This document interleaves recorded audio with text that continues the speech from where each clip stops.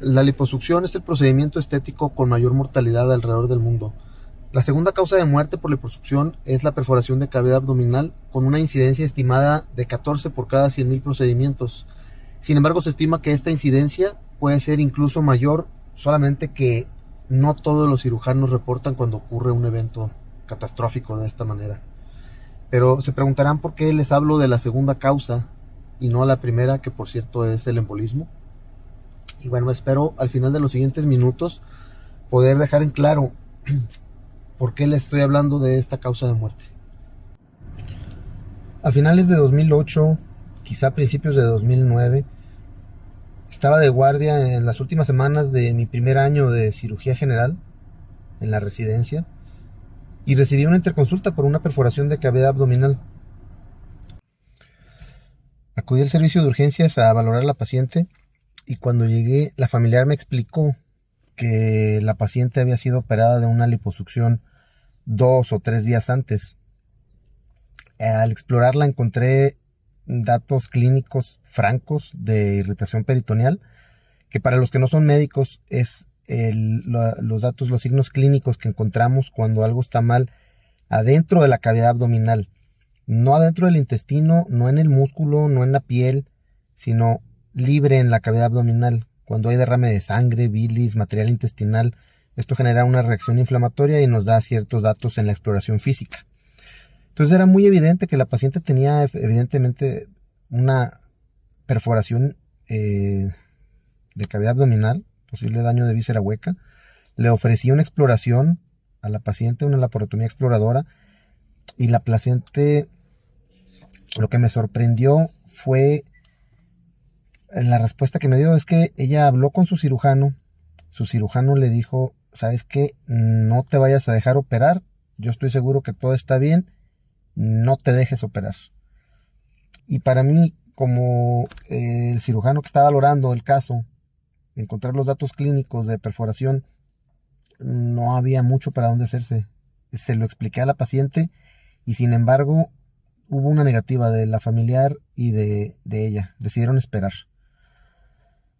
Y bueno, no dispongo de mucho tiempo para esta presentación, entonces voy directamente al final. La paciente no evolucionó bien. Llegó un momento donde ella ya no podía decidir. Cuando la familiar decidió autorizarnos a hacer la exploración, pues ya fue muy tarde. La paciente falleció con una perforación de víscera hueca, perforación intestinal y una sepsis abdominal secundaria. Bueno, y se preguntarán por qué les cuento esto, por qué abrir esta plática con algo tan escabroso. Pero el punto es que esto refleja la importancia de este tema que estamos tratando. Esa es la magnitud del tema que se va a tratar en esta plática. Y bueno, la gran pregunta es, ¿cómo podemos evitar que este tipo de situaciones vuelvan a ocurrir? Principalmente son dos factores los que tenemos que analizar para evitar que esto vuelva a ocurrir. El primero es entender por qué los pacientes acuden con personal que no está calificado para llevar a cabo este tipo de procedimientos. Yo creo que todos estamos de acuerdo en este punto. No hay discusión. No se debe permitir que los pacientes caigan en manos de gente que no está preparada. Pero el segundo punto es por qué esto puede llegar a ocurrir incluso en manos de especialistas calificados.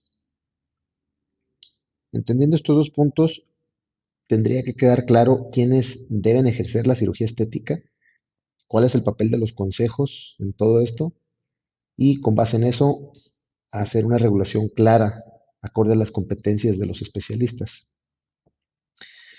Bien, vamos por partes.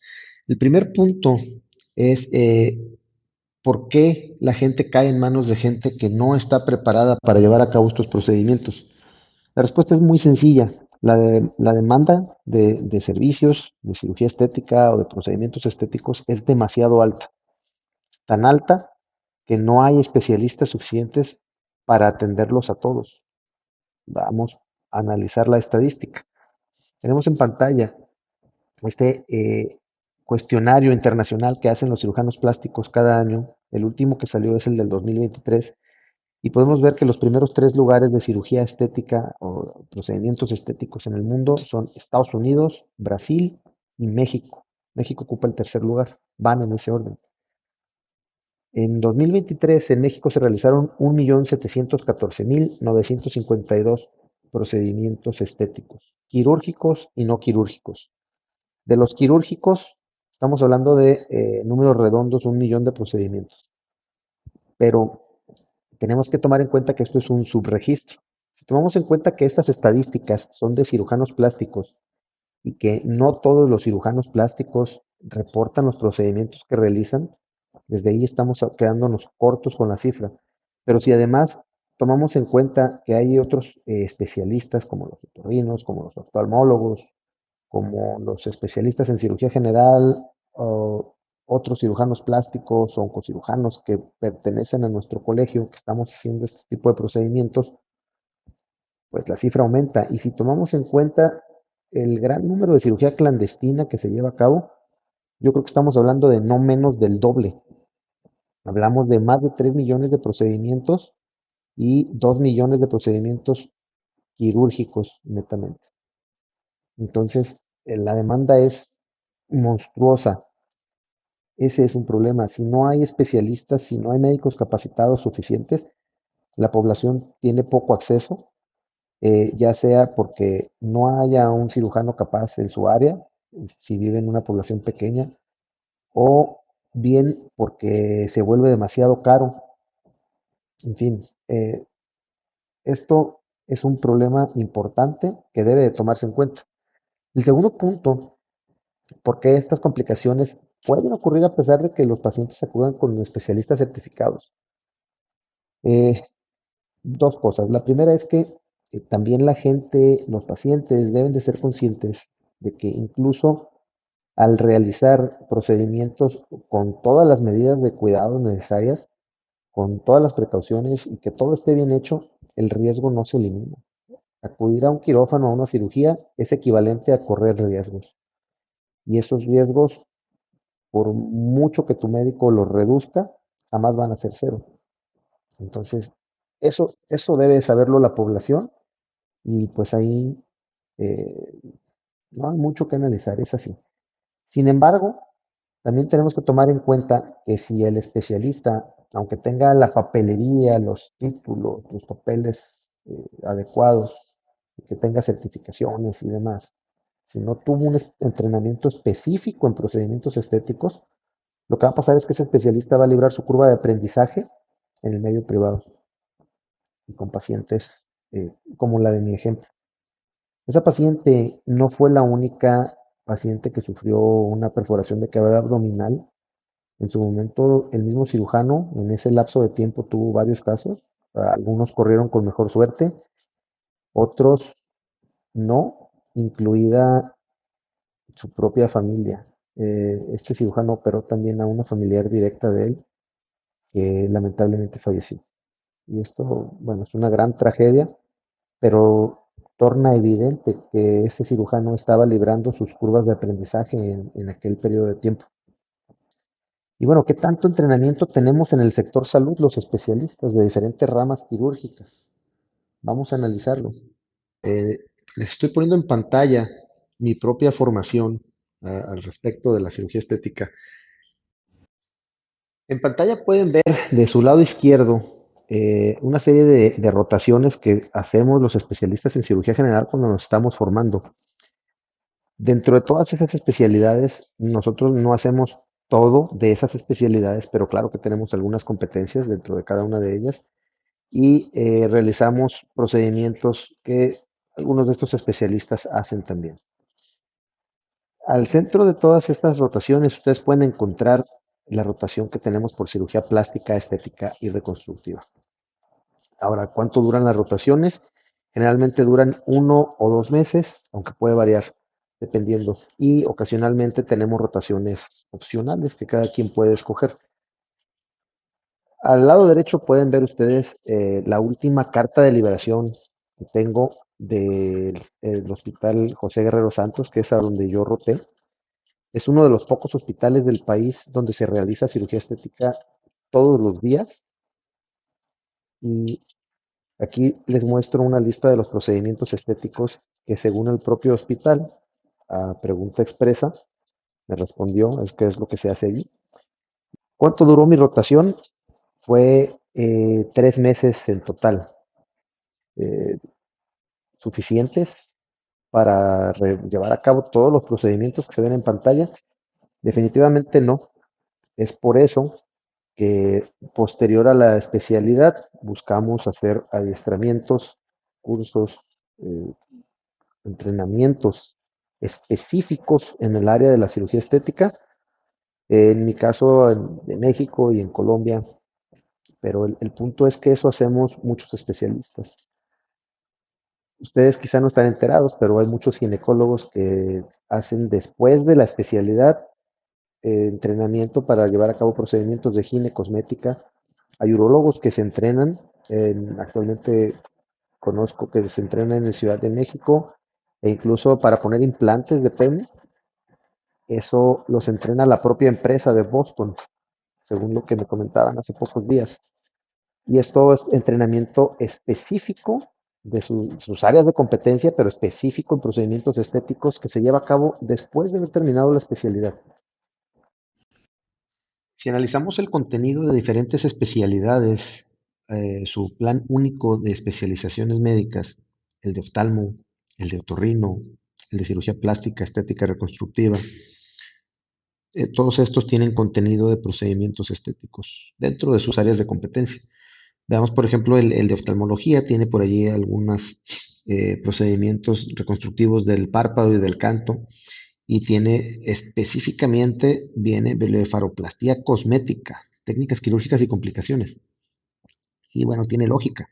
Una complicación de una blefaroplastía es un hematoma retrovulvar que pone en riesgo la vista y el ojo. ¿Qué especialista mejor para resolver ese tipo de complicaciones que un oftalmólogo? Entonces, vaya, si es su área de competencia, tiene todo el sentido que conozca de los temas y que lleve a cabo estos procedimientos. El de otorrino tiene todo lo concerniente con cabeza y cuello, rinoplastía, blefaroplastía, mentoplastía, ritidectomía, etcétera. Entonces, misma situación. ¿Quién mejor para operar una nariz, por ejemplo, los oídos, que el otorrinolaringólogo? ¿Y quién mejor para resolver sus complicaciones que ellos? El caso de especialidad en cirugía plástica creo que es el terreno conocido, ¿no? Creo aquí no hay a lo mejor mucho más que agregar en cuestión de que tienen el contenido. Ellos mismos lo han explicado, han desmentido el que se ha estado diciendo que no lo ven, que no se tiene contenido en la especialidad. Pues ahí está y realmente el contenido es amplio. Allí yo muestro solamente un poquito, pero son un par de hojas más que desglosan el contenido de procedimientos meramente estéticos. Ahora bien, ¿cuánto tiempo dedican al desarrollo de destrezas y habilidades? Porque bueno, una cosa es ver los temas y otra cosa es el llevar a cabo los procedimientos, ver pacientes de manera cotidiana. Bueno, no quiero ser redundante en lo que voy a decir porque ellos mismos ya vinieron a un foro a explicar esto que yo voy a decir, pero existen algunos hospitales en México, son pocos, pero los existe, como el hospital en donde yo roté, que son hospitales de la Secretaría de Salud, donde se hace procedimientos estéticos prácticamente a diario, en algunos un poco menos o de manera muy limitada. El Guerrero Santos, el GEA González, el Hospital General de México. Sin embargo, la gran mayoría de los hospitales, llámese ISSSTE, IMSS, Pemex, el militar, no permiten los procedimientos estéticos en sus instalaciones. Entonces, ¿cómo hacen los residentes de esos hospitales para cubrir esta necesidad? Pues con rotaciones. Tenemos este ejemplo de esta institución. Prácticamente traigo este como ejemplo, pero tenemos documentos del ISSSTE, de Pemex, del Hospital Militar, todos van más o menos en el mismo sentido. Sus hospitales no permiten la realización de procedimientos meramente estéticos. Entonces, esta necesidad, bueno, se cubre con rotaciones. ¿De cuánto? 4 meses. ¿Cuántos especialistas salen de esa institución? 25 por año. Si sumamos ISSSTE, Pemex, Hospital Militar, los hospitales de salubridad que tampoco permitan hacer procedimientos estéticos. Estamos hablando que más de 50 residentes al año llevan cubren su necesidad de rotación por cirugía estética de esta manera. De un total de 74, quiere decir que dos terceras partes, por lo menos, cubren este requisito mediante rotaciones.